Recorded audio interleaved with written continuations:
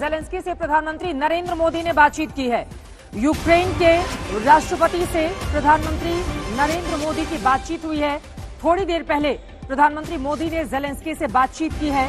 यकीनन जिस तरह की स्थिति देखने को मिल रही है उसके मद्देनजर ये बातचीत अहम हो जाती है। हालांकि दोनों ही देशों के बीच में हिंदुस्तान अपना शक्ति संतुलन बैलेंस ऑफ पावर तटस्थ रहकर बनाए रखना चाहता है। न वो इधर दिखना चाहता है न वो उधर दिखना चाहता है। आपको ये भी बताते चले, कुछ दिन पहले ज़ेलेंस्की ने प्रधानमंत्री नरेंद्र मोदी से फोन पर बातचीत करते हुए सुमी में अभी भी करीब फंसे हुए हैं 700 भारतीय, यकीनन उनको किस तरह से बाहर निकाला जाए, अब हिंदुस्तान की ये बड़ी चिंता है। और इसके मद्देनजर प्रधानमंत्री नरेंद्र मोदी की ये बातचीत है। लेकिन इसके पहले जब ज़ेलेंस्की ने पीएम मोदी से बातचीत की थी तो उस समय उनकी ओर से कहा गया था कि आप हमारी मदद करें, आप यूएन में हमारा सपोर्ट करें, इस तरह की बातचीत थी। हालांकि उस समय भारत ने अपना तटस्थ रुख अख्तियार करके रखा हुआ था। 25 मिनट तक प्रधानमंत्री नरेंद्र मोदी और राष्ट्रपति ज़ेलेंस्की के बीच बातचीत हुई है। सुमी में फंसे भारतीयों के रेस्क्यू पर यह बातचीत हुई है श्वेता, क्योंकि 700 भारतीय सुमी में अभी भी फंसे हुए हैं, जिनको बाहर निकलना बहुत बड़ी चुनौती हिंदुस्तान के लिए।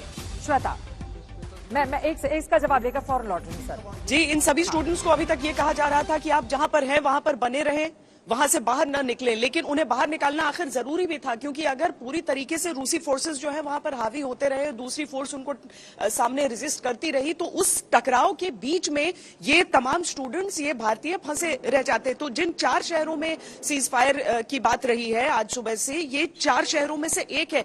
मारियोपोल हो गया, कीव हो गया, इन सारे इलाकों से अगर निकालना है तो उसमें सुमी और मारियोपोल 2 जगह सबसे ज्यादा भीषण जंग चल रही थी। प्रधानमंत्री नरेंद्र मोदी का बात करना, अव्वल तो ये कि रूस की तरफ से वहां पर सीज फायर हो जाए, यानी अब 2 देशों के बीच जब जंग होती है तो आप दोनों देशों की अगुवाओं से बात करते हैं कि हम क्या करें, हम कैसे निकालें। अगर एक देश सीज फायर के लिए तैयार हो जाता है और दूसरा देश उसके बाद कहता है कि ठीक है, हमारी फोर्सेस भी उन सब इलाकों से, उन इलाकों का वो रास्ता जहां से निकलकर वो किसी ट्रेन स्टेशन तक जा सकते हैं, वो इलाके अगर निर्धारित हो जाती हैं तो वो बच्चे निकल पाएंगे। और प्रधानमंत्री के बातचीत करने का सीधा सा असर इन स्टूडेंट्स के, ये जो बिना मतलब बेबस वहां पर फंसे हुए थे कि निकलें तो कैसे निकलें, हाँ वहां से भी आगे उन्हें अपना बंदोबस्त अभी खुद से करना होगा, लेकिन जब तक 2 सरकारों से बातचीत नहीं होती है, युद्ध जैसी परिस्थिति में वहां से निकल पाना संभव ही नहीं था। 35 मिनट तक श्वेता ये बातचीत हुई है। इसी से जुड़ा हुआ एक अगला सवाल मेरा आपसे है, 35 मिनट की बातचीत के दौरान कौन कौन से अहम मुद्दे, एक तो भारतीय छात्रों को बाहर निकाला, इसके अलावा किन मुद्दों पर बातचीत हुई होगी, अगर ये सवाल मैं आपसे पूछूं। और इसी के साथ अगला सवाल ये भी हो जाता है, बार बार ज़ेलेंस्की की ओर से हिंदुस्तान से मदद भी मांगी जा रही है कि रूस के खिलाफ हिंदुस्तान वो मदद करे। वहीं प्रधानमंत्री नरेंद्र मोदी और भारत अब लगातार बैलेंस बनाए रखे हुए हैं, चाहे वो यूक्रेन के बीच में हो, चाहे अब से कुछ देर के बाद पुतिन से भी बातचीत होने वाली है प्रधानमंत्री नरेंद्र मोदी की। ऐसे में भारत का रोल इन दोनों देशों के बीच मध्यस्थता की स्थिति के लिए क्या महत्वपूर्ण हो जाता है, और आपको लग रहा है कि भारत उस रोल को भी निभाने के लिए तैयार नजर आ रहा है?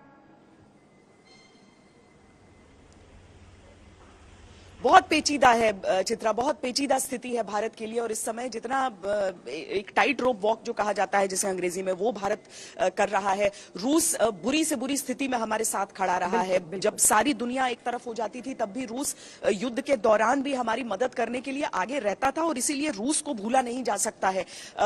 अगर आज की स्थिति में रूस कोई फैसला ले रहा है या यूक्रेन के नागरिक उससे सह रहे हैं तो एक मानवीय तौर पर भारत उससे भी इनकार नहीं कर सकता है।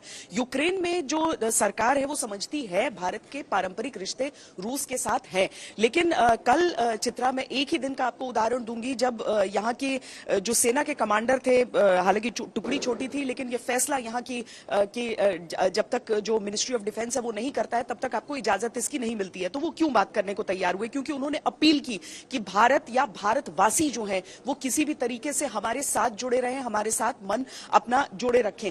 दूसरी चीज, जब गवर्नर ने हमसे बातचीत की, उन्होंने क्यों की? उन्होंने कहा कि हम अपनी बात भारत के लोगों तक पहुंचाना चाहते थे। भारत की अहमियत है, यूक्रेन इस बात को समझता है।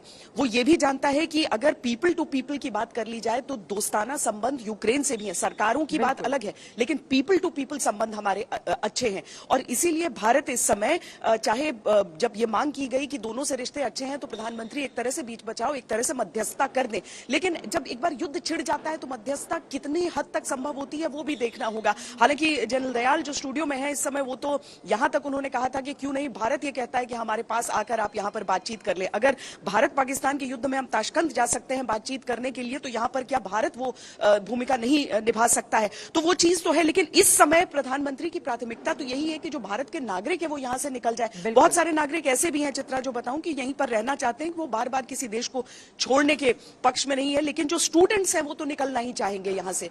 तो प्रधानमंत्री के मन में सबसे बड़ी यही चीज कि जल्दी से जल्दी भारतीय निकले।